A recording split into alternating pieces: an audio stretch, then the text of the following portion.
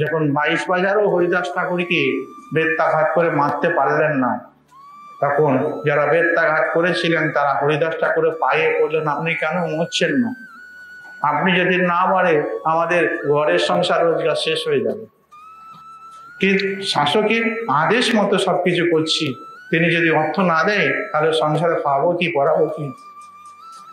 বলছে আমি বললে তোমাদের সুখ। বলছে হ্যাঁ। ধ্যানস্থ হলেন হরিদাস ঠাকুর, একবারে মৃতবৎ হয়ে গেলেন, তার শরীরটাকে গঙ্গার জলে ফেলে দিলেন।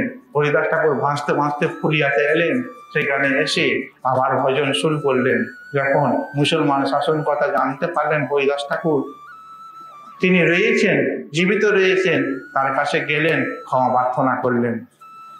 হরিদাস ঠাকুর কে 22 বার যারা বেত্রাঘাত করলেন, যারা বেত্রাঘাত করলেন তাদের মঙ্গল বিধান করলেন। এই হচ্ছে সাধুগণের বিচার, সমচিত্ত।